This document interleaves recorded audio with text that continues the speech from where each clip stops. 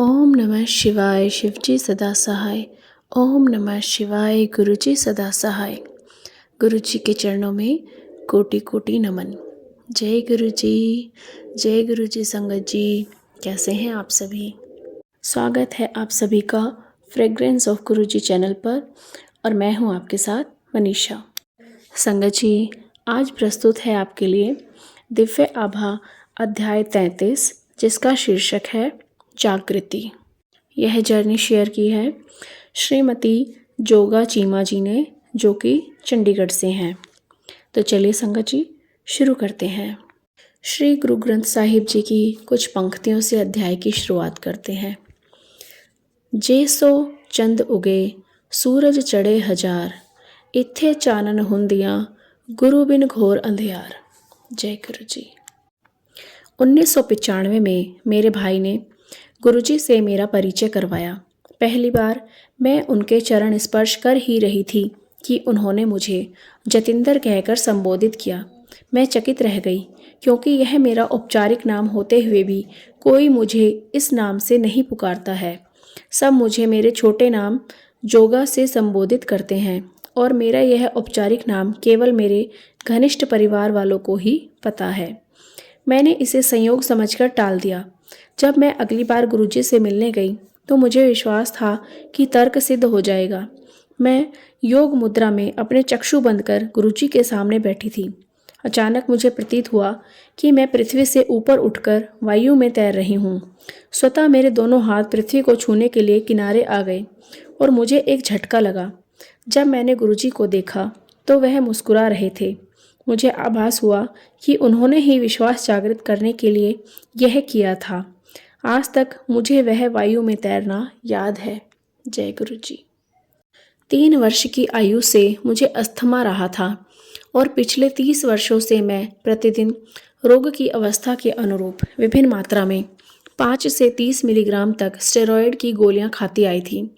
फलस्वरूप समस्याएं हो गई थी। मेरी पाचन क्रिया अति क्षीण थी और उदर रोग एवं अन्य संबंधित रोग उत्पन्न हो गए थे। अस्थमा और स्पॉन्डिलोलिसिस के लिए अक्सर चिकित्सालय में समय व्यतीत करना पड़ता था। गुरुजी की संगत में आने के उपरांत धीरे धीरे मेरे सब रोग और तनाव समाप्त हो गए।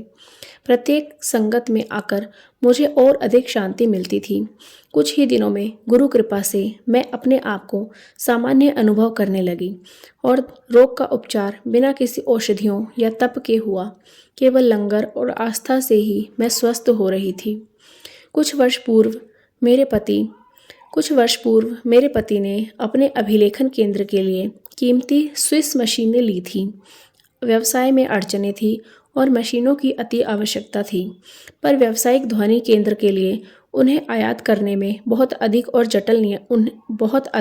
जटिल नियम थे। अतः कठिनाइयाँ मुंह पसारे खड़ी थी।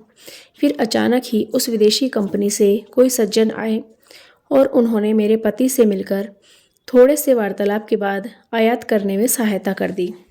हम उनको जानते नहीं थे। ऐसा लगा जैसे उन्हें हमारे पास भेजा गया हो।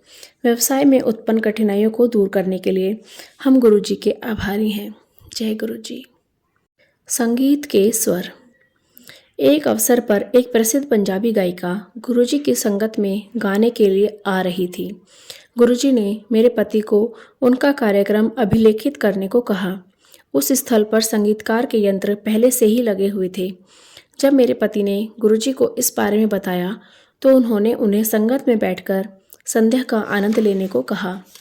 3 घंटे का कार्यक्रम होने के पश्चात गुरुजी ने अभिलेखित किए हुए गाने बजाने को कहा, पर कोई ध्वनि नहीं आई। आधे घंटे तक यंत्रों से उलझने के बाद ध्वनि यंत्रविद ने बताया कि कोई गाना अभिलेखित नहीं हुआ था। गुरुजी ने मुस्कुराकर मेरे पति की ओर देखा और कहा कि गायिका के अगले कार्यक्रम में वह अभिलेखन का कार्य संभालेंगे।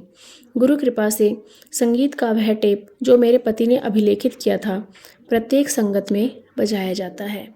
जय गुरु जी। उपचारात्मक स्पर्श। यद्यपि गुरुजी अपनी कृपा देने के लिए विभिन्न पद्धतियां अपनाते हैं, आवश्यक यह है कि उनके कथन पर पूर्ण रूप से पालन किया जाए। मेरी भाभी के प्रसंग से यह स्पष्ट हो जाएगा। वह 8 वर्ष की आयु से अधसीसी रोग से ग्रस्त थी। एक बार गुरुजी की संगत में उसे यह पीड़ा प्रारंभ हो गई। लंगर होने के समय गुरुजी ने उसे 2 चपातियाँ दी। उसने वह साहस करके खा ली। उसके बाद गुरुजी ने उसे 2 चपातियाँ और दी। उसमें से उसने एक ही खाई और दूसरी अपने बैग में छिपा ली। शीघ्र ही उसका दर्द कम होने लगा। जब वह अगली बार गुरुजी के पास आई तो उसने गुरुजी से कहा कि उसकी पीड़ा प्रायः समाप्त हो चुकी है, केवल 10% शेष है। गुरुजी हंसकर बोले कि यदि उसने चौथी चपाती भी खाई होती तो उसका रोग भी समाप्त हो गया होता। वह अचंभित रह गई क्योंकि किसी को पता नहीं था कि उसने चपाती छिपाई थी। जय गुरुजी। मेरे पिता प्रशासनिक सेवा से निवृत्त हुए हैं और गुरुजी के परम भक्त हैं।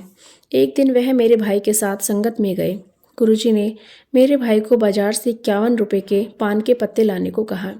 फिर गुरुजी ने वह पान के पत्ते मेरे पिता के उदर पर रखे और कहा कि उन्होंने उनकी शल्य क्रिया कर दी है। मेरे पिता अचंभित थे क्योंकि वह अपने आप को बिल्कुल स्वस्थ समझ रहे थे। कुछ दिन पश्चात मेरे पिता के मूत्र में रक्त आया और उन्हें चिकित्सालय में प्रविष्ट कराना पड़ा। चिकित्सकों ने पित्त के कर्कट रोग का परिणाम निकालकर उनकी शल्य क्रिया कर दी। स्पष्ट था कि गुरुजी ने उनको आशीष दिया था। यदि गुरुजी ने वह प्रक्रिया नहीं करी होती तो उनके इस रोग का कभी पता नहीं लगता।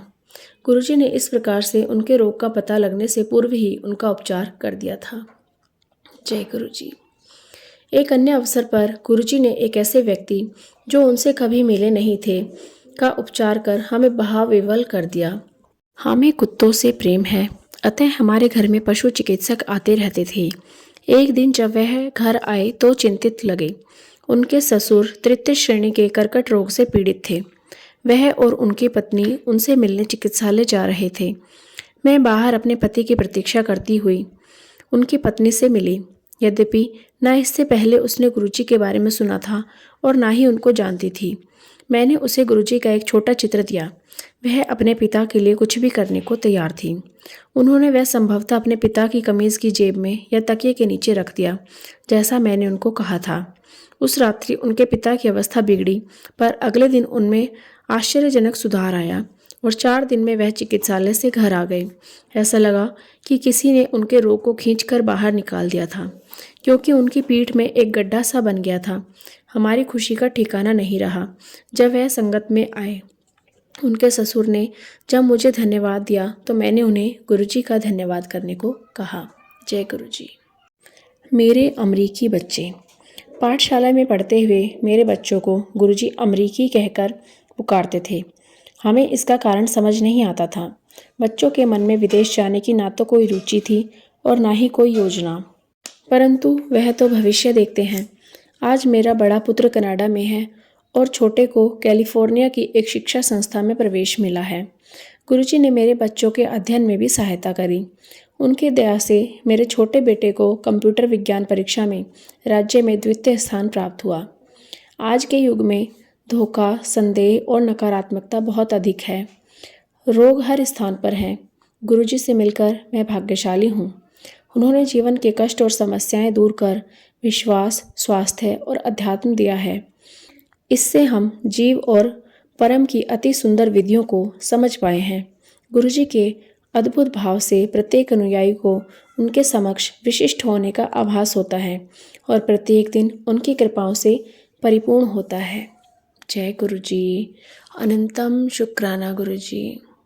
तो संगत जी, कैसा लगा आज का अध्याय? कमेंट करके हमें ज़रूर बताइएगा। अगर आपको हमारी वीडियोज़ अच्छी लग रही हैं तो लाइक ज़रूर कीजिए, अन्य संगत परिवार के साथ शेयर कीजिए और अभी तक चैनल को सब्सक्राइब नहीं किया तो चैनल को सब्सक्राइब भी कर लीजिए। अगर आप भी अपना कोई सत्संग हमारे साथ शेयर करना चाहते हैं तो डिस्क्रिप्शन बॉक्स में दिए गए नंबर पर आप हमें अपना सत्संग रिकॉर्ड करके भेज सकते हैं।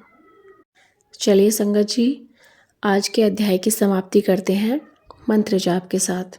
आप भी कीजिए मेरे साथ। ओम नमः शिवाय शिवजी सदा सहाय। ओम नमः शिवाय गुरुजी सदा सहाय। ओम नमः शिवाय शिवजी सदा सहाय। ओम नमः शिवाय गुरुजी सदा सहाय। ओम नमः शिवाय शिवजी सदा सहाय। ओम नमः शिवाय गुरुजी सदा सहाय। जय गुरुजी। शुक्राना गुरुजी। अनंतम